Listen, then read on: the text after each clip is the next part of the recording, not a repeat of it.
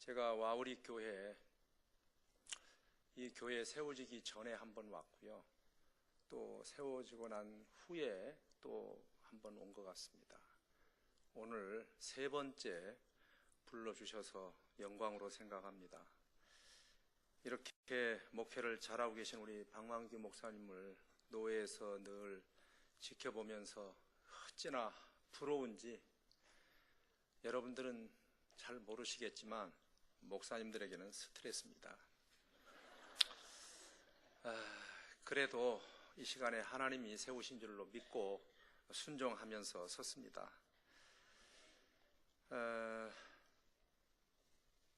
근데 우리 박 목사님하고 같이 얘기를 하면 통하는 게 있습니다. 제가 가정교회를 12년 차 하고 있습니다. 매주 금요일 오전 10시 30분에 교역자 회의를 합니다. 주로 세 가지를 나누죠. 각 파트별로 사역을 어떻게 하고 있는지, 제가 출석을 다 체크도 하고 격려에 또 사인도 하고 그렇습니다. 그뿐만 아니라 우리 교역자들 생활 나눔을 합니다. 목장 모임에서 나눴던 것처럼 꼭 감사했던 일, 또 힘들었던 이야기를 서로가 나누고 또 기도해주고 그렇습니다. 마지막으로는 이 책 나눔을 합니다.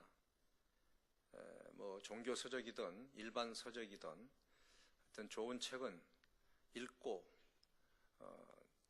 한 달에 한 권 정도는 평균적으로 수년간 이렇게 해오고 있습니다. 그런데 요즘 최근에 바로 이 책 말고 그 전 달에 있었던 책 중에 하나가 두란노에서 나오는 존 오트버그의 선택결정이라는 책을 읽으면서 거기에서 그런 말을 합니다. 하루에도 우리가 평균 70회의 선택을 하고 산다고 합니다. 그러면 일주일이면 도대체 몇 번이에요? 한 490번의 선택을 하는 거예요. 한 달이면은 얼마예요? 엄청난 선택을 하고 살아갑니다.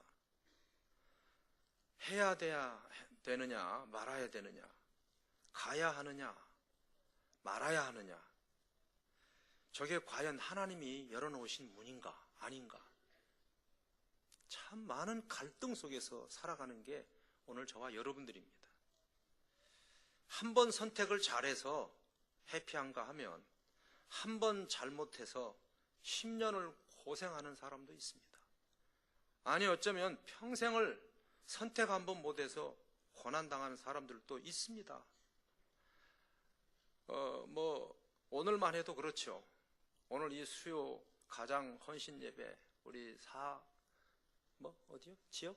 네, 4지역 가마로 이 많은 사람들 중에 내가 안 간다고 우리 박 목사님이 알아줄까? 이런 거.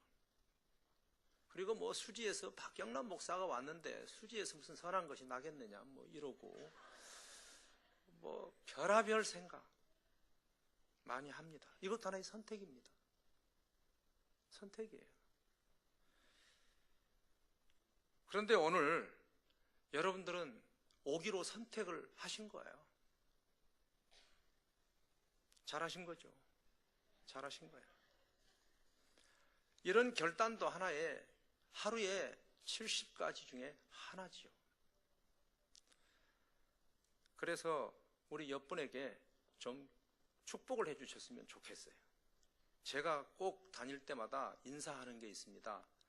옆 사람을 잘 쳐다보면서 째려봐도 좋고요. 저 곁에 계신 걸 복인 줄 아시오. 이렇게 인사를 한번 했으면 좋겠습니다.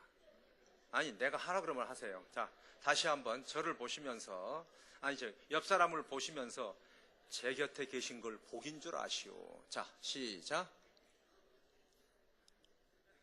멍석 깔아놓으면 못한다고. 자, 다른 사람에게도 한번 합시다. 자, 제 곁에 계신 걸 복인 줄 아시오. 시작.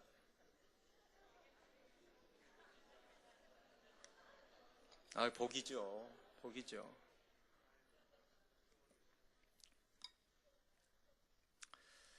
저는 그 책을 보면서 오늘 설교를 작성을 하게 됐습니다. 주일날 제가 2번에 걸쳐서 이 설교를 했어요. 요나의 컴플렉스가 뭘까? 특별히 사역하면서 여기에 가장들, 우리는 목자라 그러는데요. 진짜 목회하면서 갈등이 없는 사람이 없어요. 없는 사람이 없어요. 어떤 분의 글을 제가 읽고서 좀 감동이 돼가지고 소개 한번 하겠습니다. 시니어 리더인 강신영 씨라는 분이 계시는데 저는 잘 모릅니다. 그분이 요나의 컴플렉스라고 하는 글을 썼는데 공감이 돼요. 그분은 사위인데 장모님이 운명하시기 3일 전에 병상을 지키던 처남이 갑자기 캐나다로 도망을 간 겁니다.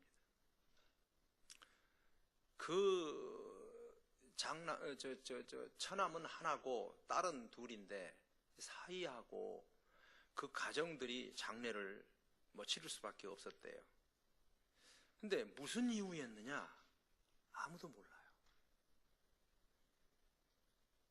이분은 갑작스럽게 어떤 생각에 사로잡히면 견디지를 못하고 자리를 박차고 나가는 성격을 가지고 있습니다. 컴플렉스가 굉장히 심합니다.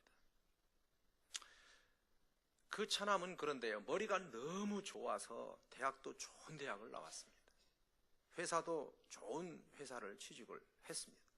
그런데 승진 발령이 딱 떨어지면 느닷없이 그 다음날 회사를 안 나갑니다.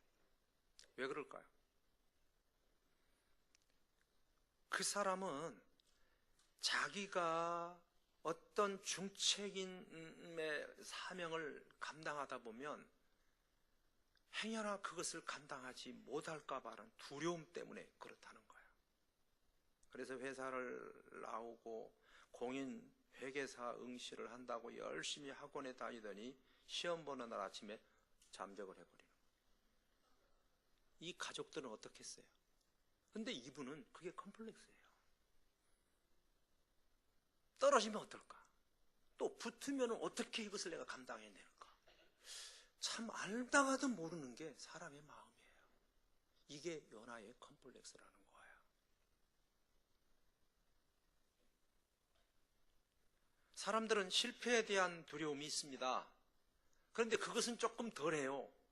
능력이 없으니까 실패하는 거죠. 그런데 능력이 있는 사람은 그것을 내가 어떻게 감당해낼 수 있겠느냐, 미리서 겁먹고 그 자리에 아예 들어서려고 하지 않는, 미리서 도망간다든지 회피한다든지 이러고 산다는 거예요. 저는 이해가 됐습니다. 여러분, 저도 한 교회에서 개척해서 27년째 목회를 하고 있는데 저라고 컴플렉스가 없겠어요? 성공에 성장에 대한 부담감, 잘해보고 싶어하는 마음. 그러나 두려움이 큽니다. 더구나 여러분들이 평신도로서 가장이 돼가지고 목회를 하고 영혼들을 교육자처럼 살피고, 저는 잘 압니다. 여러분들의 그 수고를. 그런데 이 요나의 컴플렉스는 참 상상하기 어려운 컴플렉스를 하나 가지고 있습니다. 그 첫 번째가 뭔지 아세요? 이겁니다. 한번 따라해 보십시오. 하나님을 잘 알기 때문에 순종하려는 마음이 들지 않는다. 불순종하려는 마음이 든대요. 왜 그럴 수 있나요? 이게 두 개의 개체가 충돌을 하는 겁니다. 오늘 본문의 요나는 이 일이 매우 못마땅하여 화가 났다. 이것은 제가 우리 교회에서 세번역 성경을 갖고 목회를 하고 설교를 합니다. 왜냐하면 저희 교회 교인들이 거의 다 저희가 전도해서 불신자를 전도해서 교회가 세워진 교회이기 때문에 아무래도 가라사대, 사극에도 안 나오는 성경을 들이대면 무슨 말인지를 몰라요. 그래서 세번역 성경은 좀 읽기가 편해서 저는 세번역으로 그렇게 공부도 하고 주일날 설교도 하는데, 그렇다고 해서 개역 개정 성경을 안 쓰는 건 아닙니다. 당연히 최고 좋은 성경입니다. 그런데 우리가 문턱을 낮추지 않고 어떻게 그들이 그 높은 벽을 넘어서 들어올 수 있겠어요? 그래서 제가 한 방편으로 성경을 그냥 그랬습니다. 서술적으로 이렇게 되어진 성경을 선택을 했는데 참 잘한 것 같아요. 요나는 이 일이 매우 못마땅하여 화가 났다. 그는 주님께 기도하여 아뢰었다. 주님, 내가 고국에 있을 때에 이렇게 될 거라고 이미 말씀드리지 않았습니까? 내가 서둘러서 스페인으로 다시 쓰죠. 달아났던 것도 바로 이것 때문입니다. 하나님은 은혜로우시고 자비로우시고 노하기를 더디하시고 사랑이 한이 없이 많으시고 내리리라 하던 재앙도 거두실 것임을 내가 알았기 때문에 불순종한다는 겁니다. 이게 말이 됩니까? 근데 말이 된단 말이에요. 여러분, 우리 한번 솔직히 까놓고 얘기해 보십시오. 하나님의 뜻을 몰라서 전도 안 하십니까? 이것을 마땅히 해야 되는 줄 알면서 안 하고 있는 우리의 모습 아닙니까? 이게 요나의 컴플렉스에 우리가 걸려 있는 거거든요. 너무 잘 알아서 오히려 안 하고 있는 아주 역설적인 그러한 삶을 우리가 지금 살고 있고 사고력을 가지고 있고 액션을 취하고 있습니다. 요나의 감정 표현을 한번 상상해 보십시오. 매우 화가 나 있습니다. 요나는 이 일이 매우 못마땅하여 화가 났다. 이 일이 뭐예요? 지금 4장인데 3장에서 2장에 요나가 고기 뱃속에 들어가서 고생 바가지로 해가지고 하나님 살려주십시오. 살려주시면 순종하겠습니다. 그래서 살려주었어요. 그래서 3장에서 요나가 니느웨로 가서 복음을 전했습니다. 전했는데 놀라운 일이 벌어졌습니다. 원래 이 니느웨 성이 3일은 돌아야 한 바퀴를 도는 성이랍니다. 그런데 겨우 며칠 돌았죠? 다 알면서도 말씀을 안 하시는데 하룻길을 돌고 뭐라 그런지 아세요?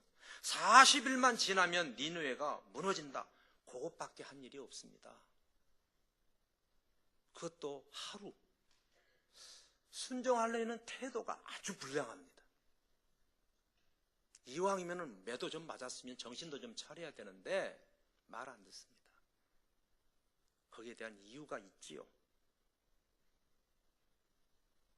그랬더니 참 저는요, 말씀을 전하는 사람으로서 진짜 나는 이건 너무 놀라운 메시지입니다.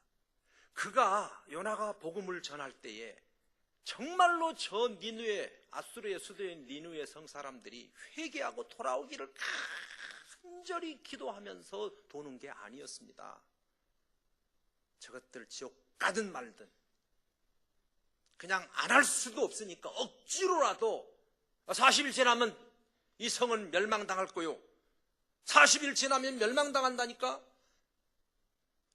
그러면서 돌아다녔는데 회개 역사가 일어났어요. 저는 이것은 하나님이 저 영혼을 너무너무 사랑하시기 때문에 구원해 주신 줄로 믿습니다. 목사가 설교 잘해서 은혜 받는 게 아니에요. 물론 필요하죠. 그런데 하나님께서 그렇게 한 영혼이 구원받아서 주님께로 돌아오는 것을 너무너무 기뻐하시기 때문에 능동적으로 하지 않고 수동적으로 예수 안 믿으면 지옥 가 이러고 돌아다녔는데도 그 영혼들을 변화시키셔서 구원하시는 하나님의 마음을 좀 아시라는 거예요. 별로 아멘이 없으신데 우리가 막 그냥 설득을 하고 핏대를 올리고 볼륨을 높이고 그래서 사람들이 그냥 거기에 감동이 되고 매료가 돼서 구원받는 게 아니었어요. 이것은 철저한 우리의 작은 노력. 할렐루야. 우리가 목장을 섬기고 수고하는 게 사실은요, 정말로 하찮은 거예요. 하찮은 거예요. 그런데 그 결과는 놀라운 역사가 일어났어요. 왕으로부터 온 백성이 회개의 역사가 일어난 줄로 믿습니다. 짐승들까지 뭐 했죠? 그 금식기도 했어요. 왕이 선포를 했습니다. 저 이쪽만 보고 설교하고 싶은데 이쪽이 많이 앉아가지고요. 너무 커가지고. 아유, 이거 사방에 둘러 앉아가지고. 그런데 여러분, 제가 여기에서 무슨 생각이 들었냐면, 그래, 우리는 내가 노력해서 저 영혼이 하나하나 구원받는 것 같지만 그것은 하나님의 간절한 염원이고 소망이다라고 하는 것을 우리에게 보여주는 메시지인 줄로 믿습니다. 여러분, 지나가다가 혹시 예수 믿으세요? 고구마 감자 아시죠? 저 전도 아시죠? 혹시 예수 믿으세요? 한번 찔러보는 거야. 예수 믿으니 좋습니다. 그러면은 뭐라 그러죠? 좋기는 뭐가 좋아요? 요즘 예수 믿는 것들 어쩌고 저쩌고. 그래도 예수 믿어야 됩니다.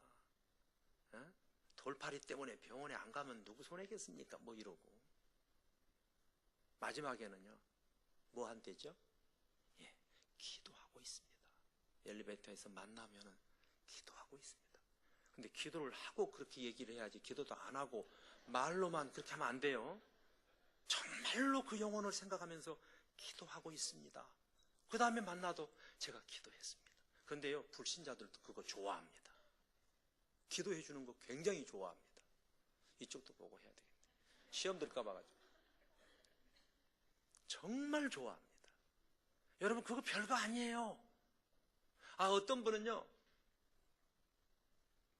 누가 전도지를 줬는데 그 전도지를 받아가지고 뭔지도 열어보지도 않고 거기에다가 실을 감았다나 이렇게 실을 감아놓고는 몇 년 동안 그것을 쓰는 게 그게 많이 이렇게 안 쓰잖아요. 하여튼 10년이 지났는지 얼마나 오래도록 그걸 썼는데 나중에 마지막에 딱 실이 다 풀리고 난 다음에 웬 종이가 툭 떨어져서 보니까 전도지였대. 그거 보고 예수 믿었대잖아요. 제가 내수동 교회 다니면서 그 얘기 들었어요. 전도할 사람이 없어서 어떻게 전도를 하지 해가지고 서울역에서 지게꾼을 하나 샀다네. 그래가지고 그 지게꾼을 사서 제가 일당을 줄 테니까 1시간만 와서 좀 예배 드려주면 안 되겠니? 그거 할만하잖아요. 그런데 그분이 그 교회에 집사님이 됐대요. 그러면 하루 일당에 한 명을 구원한다면 그거 투자할 만하지 않습니까? 이쪽 동네는 반응이 없어요. 할렐루야죠? 전도의 대상이 없는 게 아니에요. 니느웨 성 사람들이 잘나서 구원받는 것도 아니에요. 전하고 싶은 여러분들이 열정을 다해서 그 영혼이 구원받았던 것도 아니에요. 지나고 보면은 그게 뭐냐? 하나님의 소원이에요. 할렐루야. 그래서 그 사람들이 그 한마디에 꼬꾸라졌어요. 구원받았어요. 그런데 왜 오늘 본문의 1절에 요나가 화딱지가 났냐 이겁니다. 도대체가 이게 사역자의 마인드입니까? 정신병자죠. 여러분, 우리나라 사람들이 가장 많이 앓고 있는 질환이 뭔지 아세요? 이게 힌트를 딱 이제 잡았어 벌써. 화병 나오잖아요. 그런데 치과 의사들은 뭐라 그러? 치주 질환이에요. 또 이러는 거 있죠. 예? 또 심리학자들은 화병이에요. 맞아요. 누가 그러대요. 화병이 아마 가장 우리나라 사람들이 많은 병을 앓고 있는 병이라고. 다른 말로 말하면 우라병이죠. 근데 전 세계에서 우리나라만 존재하는 질병이랍니다. 그런, 제가 그렇게 읽었어요. 하여튼 스트레스가 가장 심한 게 우리예요.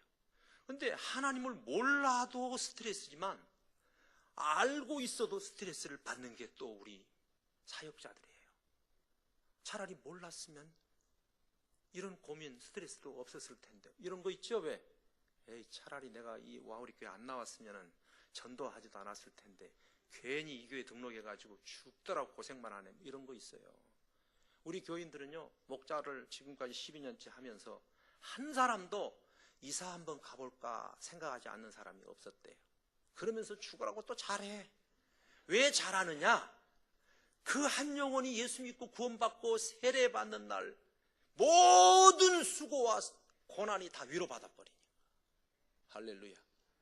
어디서 이런 위로를 받냐고. 보상을 어디서 받아요? 그 한 영혼이 예수 믿고 돌아와서 간증하는 걸 보면서 그동안의 모든 고난을 다 위로받는 데잖아요. 그래서 한 달에 한 번씩 우리는 세례를 주는데, 세례받는 주일은요 정말로 눈물바다고 감격 자체예요. 그리고 목자가 세례식 할 때, 참 이거 우리 교단에서 이런 얘기 들으면 하지 마세요. 다른 얘기, 이런 얘기 하면 안 돼요.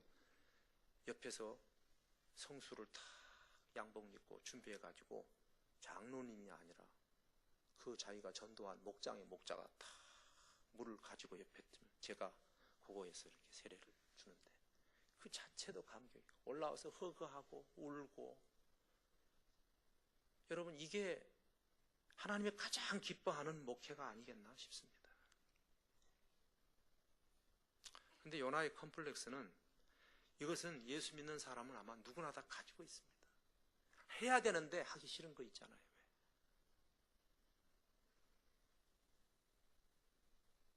근데 왜 그랬느냐?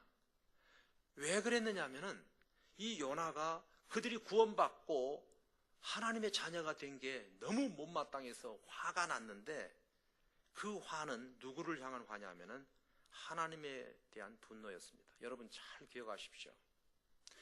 우리가 사람한테 서운함을 당하든지 억울함을 당하든지 사람 때문에 화가 나는 것은 하나님이 중재하세요. 그런데 제일 큰 시험이 뭐냐 그러면 하나님께 대한 불만이에요. 여러분, 하나님께 대해 누가 불만하냐 그러는데 아니에요. 의외로 사역하면서 하나님께 대한 불만이 많습니다. 굉장히 위험한 생각이고 행동입니다. 하나님은 어떤 분이라는 것을 알기 때문에 화가 났습니까? 하나님은 5가지예요.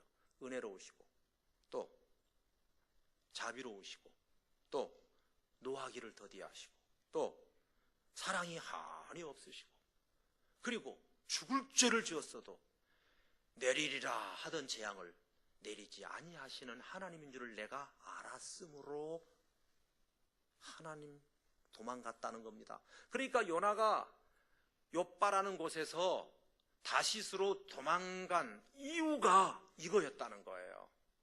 하나님 된명히 우리가 미워하는 대상, 저 사람들은 마땅히 예수 없이 죽어도 되는 그런 대상들은 마땅히 벌을 받아야 한다고 생각을 했기 때문에 그들이 구원받는 것이 이 사람에게는 용납이 안 된 거예요. 유대인의 선민사상 아니에요? 나는 하나님 믿고 구원받고 하나님 없는 불신자들은 다 지옥 가기를 원하는 거예요. 그런데 절대 성경은 그렇게 얘기하지 않았어요. 하나님이 은혜로우심이 우리의 화가 날 재료입니까? 노하기를 더디하시고 자비로우시고 사랑이 한이 없이 많으시고 내리리라고 하던 재앙을 거두시는 하나님인 줄을 알았기 때문에 화가 났습니다. 이게 말이 됩니까? 그런데 요나는 말이 되는 거예요. 왜? 우리 형제 민족인 저 북쪽 이스라엘을 아수르 나라인 이 느네 사람들이 우리를 괴롭혔다는 거, 그래서 뭐 나라를 사랑하고 민족을 사랑한다는 이유로 하나님의 뜻을 거역해도 됩니까?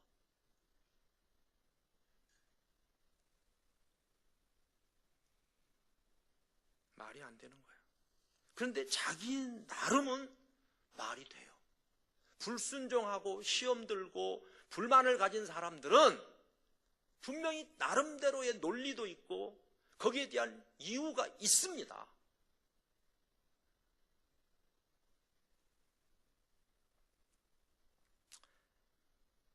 여러분, 어떤 사람은 그래요. 그래서 적당히 믿자고 그러는 거야. 예? 여보, 적당히 해. 거기까지야. 주로 보면 선을 그어놓고 신앙생활 하는 경우들이 많습니다. 미치면 안 돼, 이러고. 여러분, 내가 미쳐버리면 하나님이 혹시 그냥 전도사로 쓸까 봐서 겁나십니까? 저 신학교 보내버리고 말이지. 저 선교지 오지로 보내버리면 큰일 나지. 그래서 하나님 속으로 깊이 못 들어오는 분도 있을 수 있어요.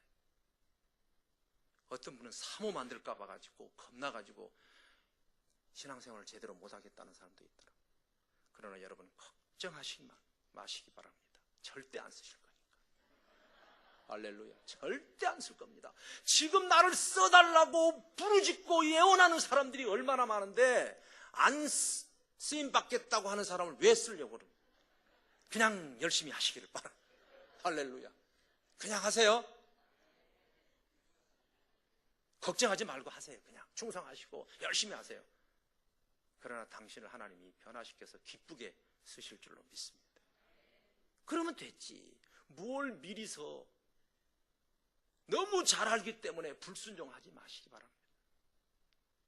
하나님을 몰라서도 하나님의 뜻대로 사용을 쓰임받지도 못하지만 어쩌면 하나님을 너무 짓단하나 안다고 하기 때문에 불순종하고 스트레스를 받는 경우가 너무 많습니다. 이게 오래 신앙생활하던 40년짜리들이 그렇습니다. 의외로 많아요. 그래서 그냥 일부러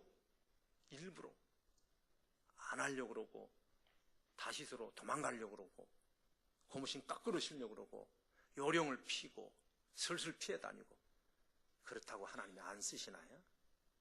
아까도 그러대 목사님이 40년짜리 장로님이신데 가장을 안 하고 계시다가 꽉 붙잡혔다나 어쨌다나 뭐 그러시더라고요. 하나님이 쓰시려고 할 때 곱게 쓰임받으기를 주의 이름으로 축복합니다. 참 하나님은요 참 너무 좋으신 분 같아요. 우리가 그렇게 잘하지도 못하는데 40일 지나면 이 성 멸망받으니까 예수 믿으세요 이런 얘기 아니에요. 그런데 온 백성들이 다 회개하고 돌아왔으면 너무너무 감사해야지. 왜 불만입니까? 목원들이 많아서 불만입니까?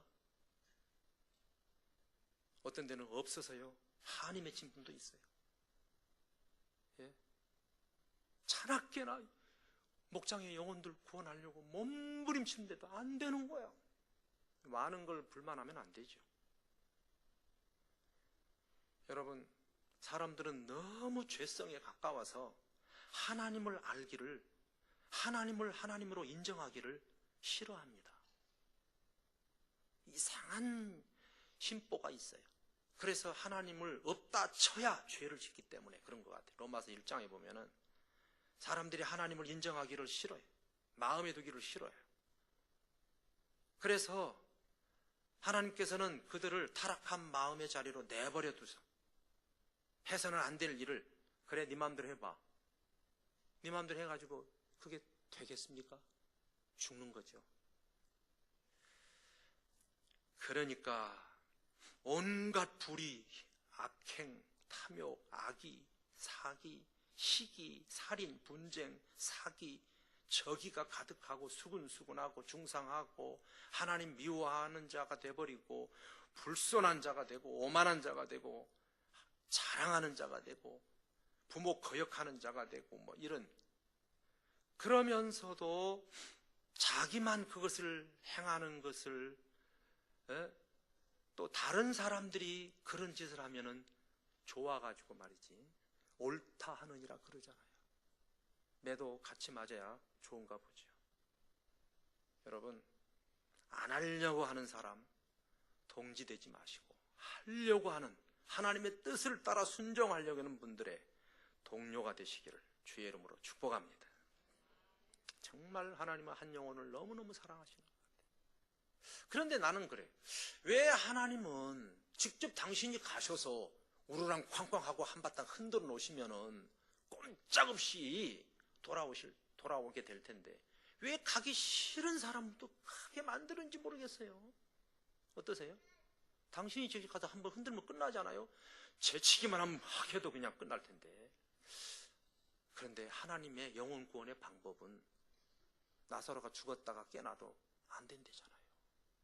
맞죠? 꼭 사람의 입을 통해서, 설득을 통해서, 노력을 통해서, 때로는 원치 않아도 가야 하는 이러한 액션, 의지를 통해서 하나님이 당신의 뜻을 이루시더라고요. 그런데 이것은 우리가 어떻게 변개할 수가 없는 하나님의 방법이세요. 그런데 하나님 보고 방법을 바꾸라 그러면 되겠냔 말이에요. 그런데 요나는요, 고집을 꺾지 않습니다. 그게 이제 두 번째 요나의 컴플렉스인데, 사람들이요, 자기의 의를 주장하려는 마음이 너무 강해서인지 내가 한번 주장한 것은 틀렸음에도 불구하고 또 혼도 났음에도 불구하고 하나님을 꺾으려고 합니다. 그리고 이제는 방법을 달리 씁니다. 이제는 저들이 구원을 받았지만 그러나 나는 다르다는 거예요. 그러면서 요나가 성 밖으로 나가서 동편 언덕에 올라가 가지고 뭐 했습니까? 저 성을 내다보면서 저 사람들이 하늘에서 소돔과 고모라처럼 불이 떨어지기를 기다리고 있었습니다.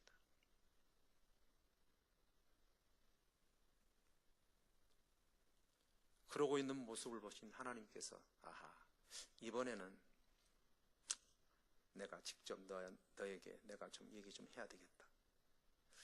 그리고 주님, 요나가 그 자리에 앉아서 이럽니다. 주님, 이제는 제발 내 목숨을 나에게서 거두어 주십시오. 살고 싶지 않다는 거예요.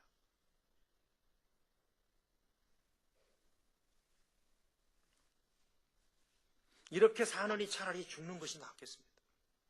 주님께서는 내가 이렇게 화를 내고 있을 때에 뭐라고 하셨냐면은 한바탕 책망을 하십니다. 야, 네가 지금 화내는 것이 옳으냐?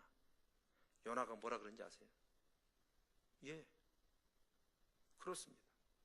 내가 화내서 지금요 죽어도 전 좋습니다. 그 버티는 모습을 보십시오. 여러분, 내가 싫어하고 미워하는 그 어떤 원수가 세상에 예수 믿고 구원을 받았으면 우리가 감사할 수 있어야 되지 않겠어요? 그런데 내가 싫어하는 사람이 하나님의 축복을 받는 것을 우리는 기뻐하지 않는 이상한 마음이 있습니다. 이게 요나의 컴플렉스입니다. 여러분, 밀양이라는 영화를 한번 보신 분 손 좀 들었다 내려주시기 바랍니다. 오, 됐어요. 그러면 말이 좀 통하겠네. 그 주인공 신혜라는 여자가 있죠. 누구죠? 전도연. 그 아들 하나가 있었는데 괴한에게 유괴를 당해서 죽습니다. 너무 괴로워하고 있을 때 어떤 교인이 와가지고 전도를 해서 교회를 나오기 시작을 했습니다. 예배당에 나와서 좀 마음의 위로가 됐나 봅니다. 일반 영화예요. 오래됐습니다. 그런데 성령께서 역사하셨는지 아니면 인심을 쓰는 건지는 몰라도 그 감옥에 있는 그 친구를 용서할 마음이 생긴 거야. 그래서 찾아가죠. 찾아갔는데 이 친구가 이름이 뭐죠? 박도섭이, 살인마. 아니, 너무 행복해 보이는 거야. 그러면서 하는 말이, 내가 예수를 믿었는데 예수님께서 내 죄를 용서해 주셨다는 거야. 처음 들어본 사람들 같아요, 전부 다. 너무 행복해 하는 거예요. 그때의 이 전도연이가 확 마음을 닫아버리죠. 내가 용서를 안 했는데 누가 용서한다는 거냐, 이거죠. 이것은 어쩌면은 그 입장에서는 말이 맞는 거예요. 내가 용서하지 않았는데 누가 당신을 용서한다 할 수 있느냐 이거죠. 그래서 용서하러 갔다가 딱 다쳐가지고 나는 교회 안 나가. 그러면서 딱 끝나는 장면이죠. 사람들은 그 말이 어쩌면 동정이 가요. 그런데 우리의 삶 속에서는 나도 용서 안 했는데 어떻게 하나님이 용서해 줄 수 있느냐 이거죠. 나는 그런 하나님 안 믿겠다. 그리고는 신발 거꾸로 신습니다. 너무나 자기중심적입니다. 용서하시는 하나님 우리 안중에 별로 없습니다.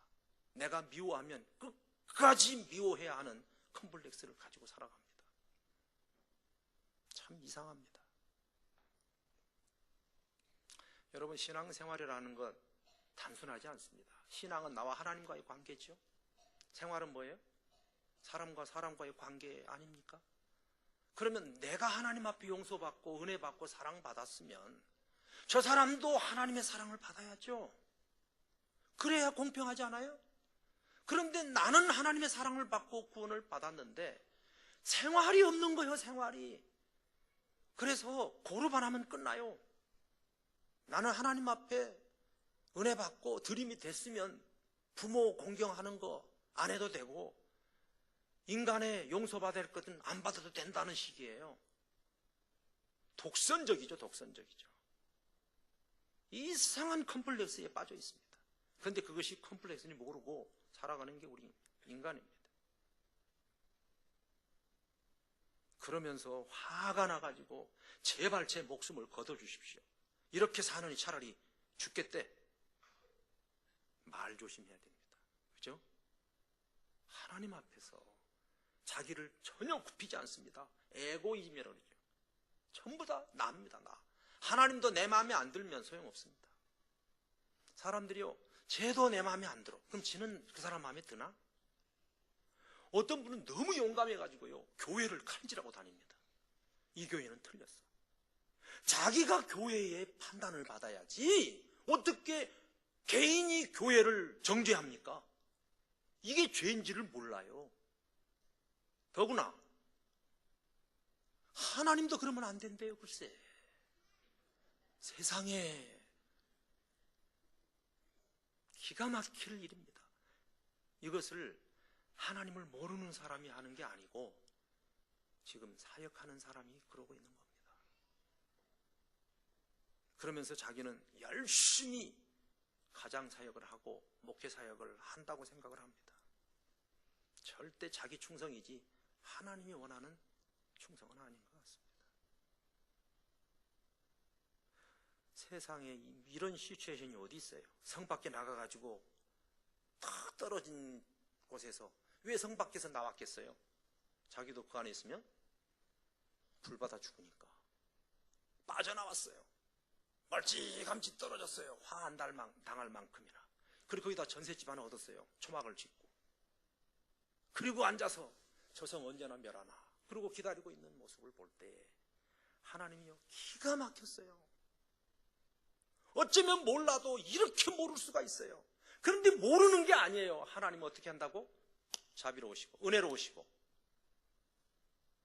5가지 은혜로우시고, 또 자비로우시고, 노하기를 더디하시고, 자비가 많으시고, 내리려 하던 재앙을 내리지 아니하시는 하나님인 줄 내가 알았기 때문에 나는 스트레스 받습니다. 열납니다. 우리가 하나님을 안다고 하면서 너무 하나님을 모르고 있습니다. 자기 충만입니다. 자기 열정입니다. 나중에 주님이 나는 주님을 위해서 이렇게 했습니다. 그럴 때 주님이 뭐라고 하실까요? 나 모르겠는데. 이럴 수 있어요.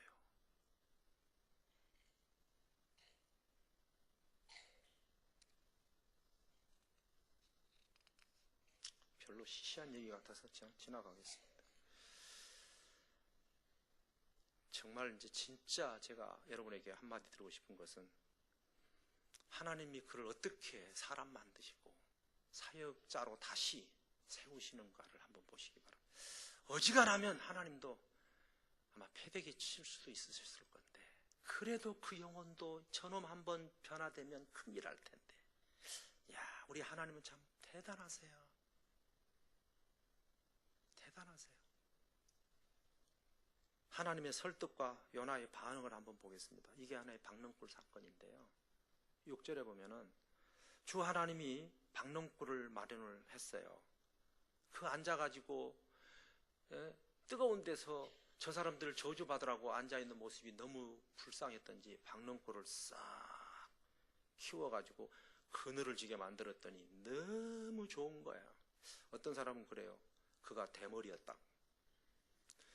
너무 편안했는지 박능굴 때문에 기분이 좋아서 죽은 거예요. 여러분, 우리가 좀 주님 때문에 조금만 내게 손해가 와도 불평, 내 마음대로 안 된다고 불평, 원망했는데 조금 유익만 되면 그것 때문에 그렇게 기뻐할 수 있을까?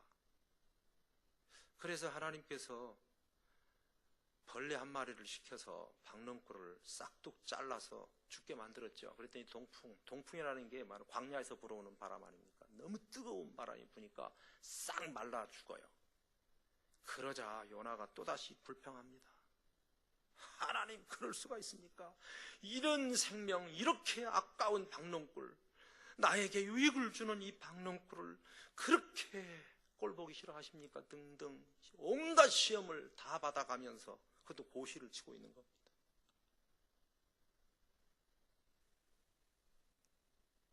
여러분, 우리가 목회하고 사역하다 보면 내 마음에 안 들 때가 너무 많습니다. 그럼에도 불구하고 우리가 이런 것들을 좀 잠재울 수 있어야 되는데 자기 중심이 너무 강한 것 같아요. 그때 하나님께서 이런 말씀을 하십니다. 야, 10절과 11절에 네가 수고도 안 했고 재배도 안 했고 하룻밤에 났다가 하룻밤에 말라버린 이 박능굴을 그렇게 아까워하니? 그렇다면 이 큰 성읍 니느웨는 좌우를 분별하지 못하는 자가 얼마예요? 12만 명이에요. 이 좌우를 분별하지 못했다는 말은 파이디온이라는 뜻인데 아이들이라는 뜻입니다. 분별을 못해요. 영적인 아이도 있고 육적인 아이들도 있고. 이런 사람들이 12만 명이라면 그 외에 얼마나 많은 사람이 또 있었겠어요. 제가 보니까 우리 화성시 인구가 얼마죠? 한 60만 정도 되더라고요. 수원시가 117만이에요.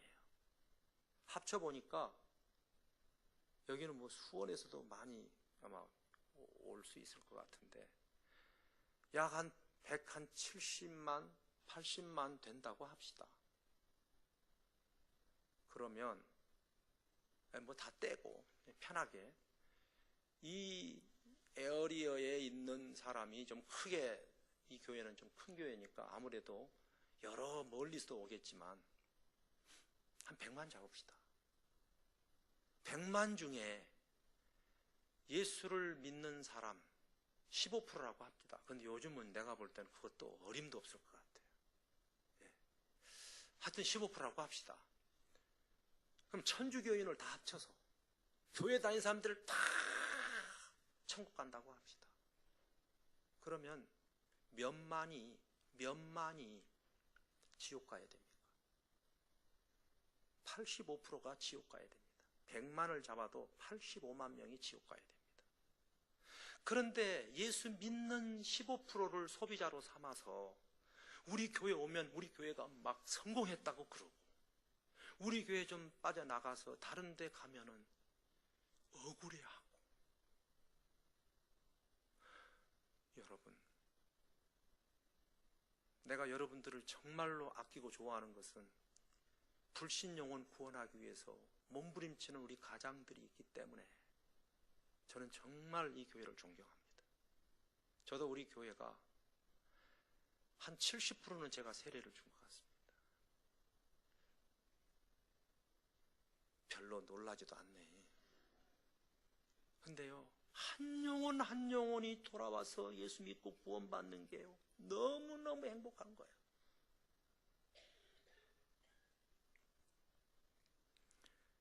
저 지옥 갈 85%는 안중에도 없어요. 하나님은 유대인만 구원받아서 천국 가는 게 원하는 게 아니에요. 저 안 믿는 불신 영혼들, 원수 같은 사람들도 예수 믿고 구원받기를 그토록 사모하고 계십니다. 왜 저 사람들에게는 관심이 없습니까? 제가 존경하는 미국의 같은 가정교회 이사 목사님이 계십니다.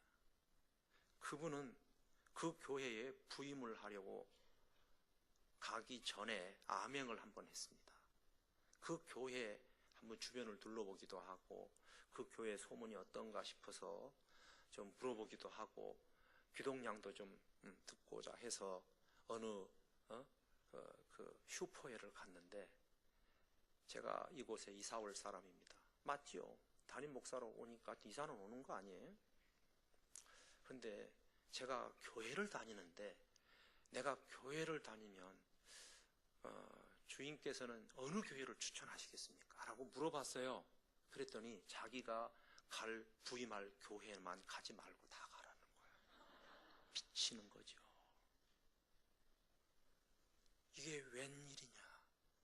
그런데 어떻게 이제 가기로 약속했기 때문에 부임을 했어요. 아니나 다를까. 갔는데 여러분, 교회의 존재 목적은 영혼 구원해서 제자 만드는 겁니다. 맞죠? 교회가 영혼 구원이 안 되면, 제자가 안 만들어지면 그건 교회가 아닙니다. 예를 들어 볼게요. 저 LA에 가면 뒷골목에 주름을 잡는 사람들이 우리 한국 사람들입니다. 세탁소. 그리고 쓸고 다니는 사람들 있잖아요. 이 한국 사람들이 주로 많습니다. 만약에 세탁소가 세탁을 해야 되는데 세탁물은 안 들어오고 수선만 들어오면은, 계속 수선만 들어온다면 최소한 뭔가는 변화를 줘야 됩니까? 안 해봐서 모르십니까? 세탁소가 아니라 수선집으로 이름을 바꿔줘야 됩니다. 돈 버는 거야 뭐 그곳에서 보면 상관없잖아요. 그렇죠? 말이 안 통하네. 안 그렇습니까? 아니, 수선도 하고 세탁도 한다면 세탁물이 안 들어오고 수선만 들어와도 돈 벌면 되는 거 아니요? 그래도 반응이 없네. 그러면 최소한도 간판은 갈아줘야죠. 전혀 안 들어온다면. 여러분, 교회는 불신 영혼 전도해서 제자 만드는 게 교회이기 때문에 교회의 구실을 해야 합니다. 해야 합니다. 이렇게, 그분들한테 그렇게 설명을 했대요. 그랬더니 아멘은 하는데 여러분처럼 반응이 없는 거예요. 6개월이 가도 자기들끼리만 똘똘 뭉쳐가지고 있지 전도할 생각을 안 하는 거예요. 그래서 그 다음부터 여러분, 우리는 교회가 아닌 것 같아요 그랬어요. 그래도 무슨 말인지 모르더래요. 교회가 교회 구실을 못하면, 세탁소가 세탁소 구실을 못하면 수선집으로 바꿔야 되지 않습니까? 그렇죠? 여러분 보세요. 우리 교회가, 우리 박 목사님이 설교를 끝내주게 애들 말로 잘해. 그런데 전도는 한 사람도 안 해. 그러면은 교회입니까? 아닙니까? 여러분들이요. 우리 교회가 사랑이 너무너무 막 넘쳐. 그러면은 전도는 한 사람도 안 해. 불신 영혼을. 그러면 교회가 아닙니다. 사랑방입니다. 사랑방입니다. 교회는 하나님이 영혼 구원해서 제자 만들라고 세우는 게 교회입니다. 여기에는 보면 커피 맛이 너무 좋아. 밥도 너무 맛있게 잘해줘. 그런데 영혼 구원은 한 사람도 안 해. 그러면 와우리 커피집입니다. 식당입니다. 교회 아닙니다. 너무하십니까? 간판은 갈아줘야죠. 와우리 교회가 아니라 와우리 정보센터, 무슨 장애인 센터, 그래야죠. 오늘 별 얘기도 좀 다 합니다. 최소한 이 교회는 이 화성과 우리 수원, 화성 맞죠? 예. 이 지역의 영혼들에 대해서 책임지십시오. 예. 예수 믿는 사람들은 여기 와도 좋고, 저희 교회는 완전히 다 차단해버렸습니다. 예. 그래서 예수 믿는 성경책을 가지고 온 사람들이 한 주도 10명도 넘습니다. 그런데도 한 사람도 안 받았습니다. 근데 불신자들은 눈이 막 번쩍번쩍합니다. 서로 데려가려고. 물론 자기들이 올 수는 없죠. 자기 목장에서 다 데리고 오는 거니까.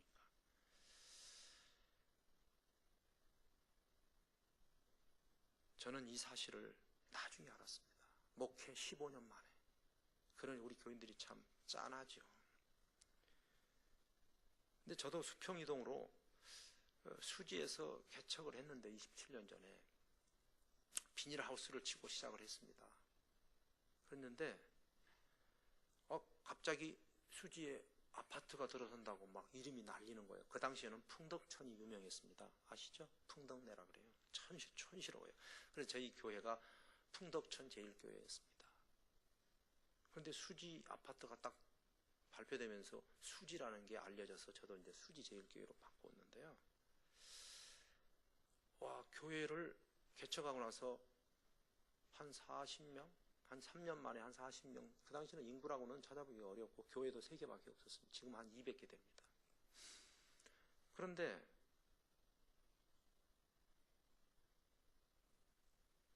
하나님의 은혜로 3년 만에 건축을 했습니다. 한 150평을. 그러고 나니까 아파트가 1년 후에 한 9,400세대인가가 입주가 되는 거예요. 와, 그때 교회가 갑자기 한 500명으로 늘어나더라고요. 여러분들은 별로 놀라지도 않겠지만 우리로서는 참, 저는 작은 자가 천을 이루고 약한 자가 강국을 이룰 것이라, 이게 제 목표였기 때문에 한 절반의 성공이라 막 이랬거든요. 그래도 한 개척 4년 만에 한 5, 600명이면 그래도 잘 나가는 목사라고 제 스스로 느꼈거든요. 막 사람들이 미어드는데 내가 설교를 잘해서 그러나 너무 내가 우쭐댔습니다.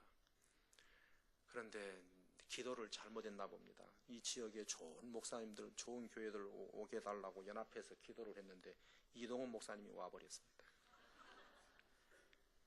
이야, 세계에서 제일 설교 잘하는 이동훈 지구촌 목사님이 딱 오셔서 이제부터는 수지의 시대다 그러면서 개척을 딱 하는데 우리 교인들이 싹 빠져나가고 없습니다. 참 기가 막히더라고요. 예. 교회를 지어놓으니까 사람들이 모였구나. 나 그 생각밖에 못했어요. 그래서 제가 교회를 다시 한번 잘 지어야 되겠다. 그래서 마침 2차 단지가 아파트로 들어서면서 두 번째 교회를 지금 지었습니다. 교회 10년 만에 두 번 지었어요. 그것도 28억이나 들어가죠. 저희 딸은 정말로 최선을 다한 겁니다. 15년 전, 16년 됐습니다. 이렇게 교회를 잘 지어놨는데 교인들이 왜 안 모입니까? 지난번에는 형편없이 교회를 지었는데도 사람들이 막 떼거지로 몰려왔는데, 아니 왜 장사가 이러면 안 되는데, 전방을 차려놨는데 이 사람이 안 모이는 거예요. 그때는 이미 지난 거예요. 왜냐하면 그 당시에는 교회 목사님들이나 내로라는 교회가 없었잖아요. 그런데 지금은 기라성 같은 목사님들이 쫙 준비되어 있는데 박경남이를 누가 알겠습니까? 우리 교인이나 알지. 그러더니 글쎄 그 이 선생님께서 오셔가지고 진공청소기로 빨아들여가는데 환장하겠더라고요. 있는 교인들 싹 나갔습니다. 내가 봐도 아마 그럴지도 모르겠어요. 위로도 했지만 위로는 안 되더라고요. 그래서 어떻게 하면 내가 살까? 어떻게 해야 내가 목회를 살릴 수 있을까? 그 고민하다가 미국으로 도망갔습니다. 40일 동안 휴스턴에 가서 최영기라는 양반을 만나서 가정교회를 만났습니다. 거기 가서 목회 15년 만에 정말로 교회가 이렇게 돼야 되겠구나 하는 것을 알게 되었습니다. 나도 한번 이런 목회를 한번 해보고 싶다라는 소망이 막 끌어올라왔습니다. 그래서 뉴욕 공항에서 7시간 동안을요, 여러분 울어본 일이 있습니까? 뜨거운 눈물이라는 노래 아시죠? 왜? 한번 불러보고 싶은데, 그때 내가 공항에서요 얼마나 7시간을 내리 눈물이 쏟아지는데요, 너무 뜨거워서 이 눈물 밑에 흐르는 자국이 뒤어 있었어요. 빨갛게. 원래 눈물은 좀 차갑잖아요, 찌익 하고 나오니까. 근데 계속 나오면요 이 온도에 의해서 여기가 빨갛게 뒤입니다. 주여, 성령의 불을 받았어요. 제가 공항에서요 이제 고국을 가야 되는데 어떻게 내가 목회를 해야 될지를 알기 때문에 그때 울면서 7시간을 기도하면서 지금까지 그 뜨거운 마음은 계속 남아 있습니다. 그것도 하루에 3시간씩 기도하니까 남아있지, 그렇지 않으면 순식간에 없어졌을 거예요.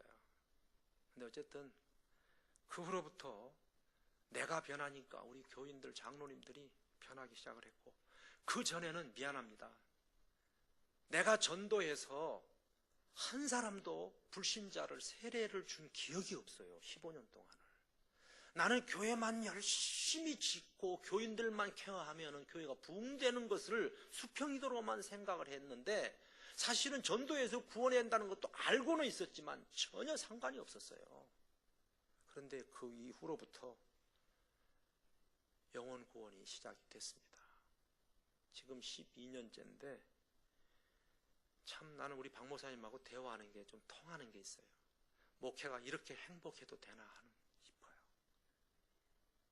별로 아멘을 안 하시는데 정말이에요. 우리 목사님도 그래요. 목사님, 목회가 이렇게 행복합니까? 정말이에요. 그런데 이 이야기를 미안하지만 다른 목사님들하고는 못합니다. 지 잘났다 그러기 때문에.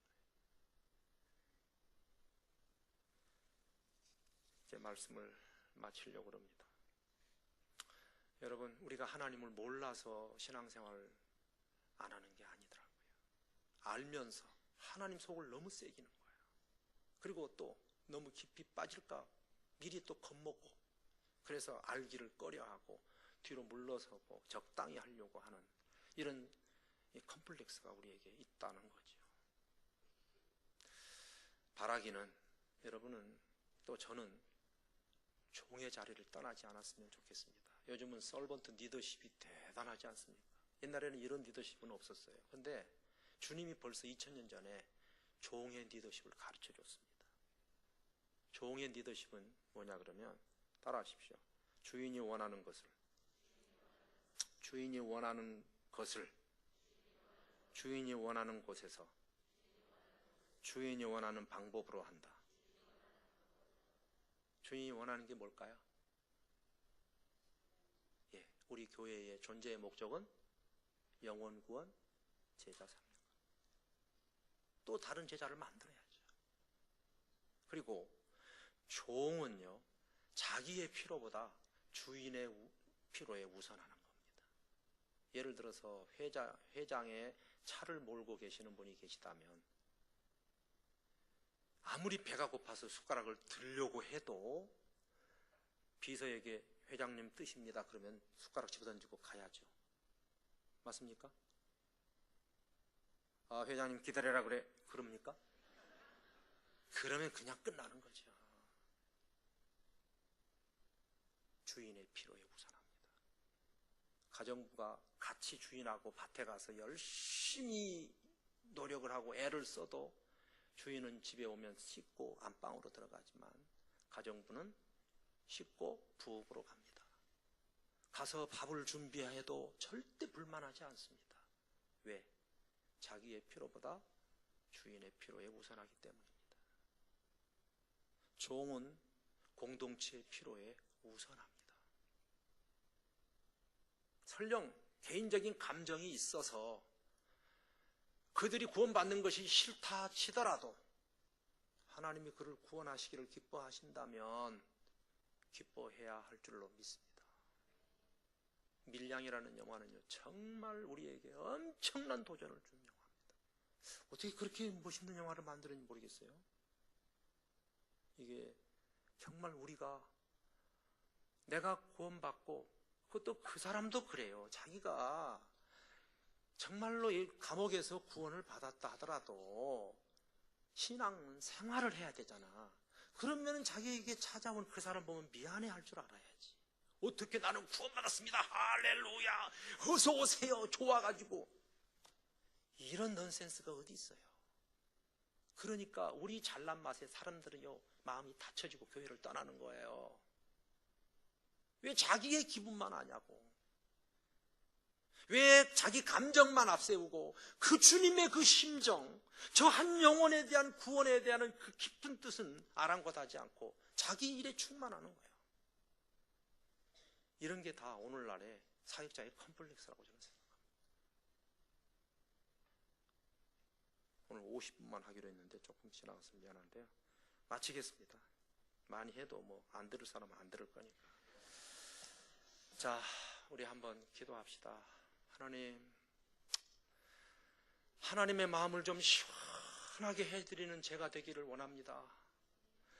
주님 영혼 구원하기 위해서 나 같은 사람을 쓰시겠다면 냉큼 내드려야 되는데 빼고 반대하고 감정 내세우고 화내고, 그래서 하나님을 값싸구려로 만듭니다. 해다오 막 사역자들이 애원해야 겨우 하는 척하고 하나님을 싸구려로 만들지 마십시오. 이 시간에 주여, 제가 주님이 원하신다면 제 감정 내려놓고 한번 순종하겠습니다. 다 같이 한번 간절하게 결단도 하시고 회개도 하시고 오늘 귀한 기도의 밤이 되기를 주의 이름으로 축복합니다. 다 같이 한번 주여 삼창하겠습니다. 주여! 주여! 주여!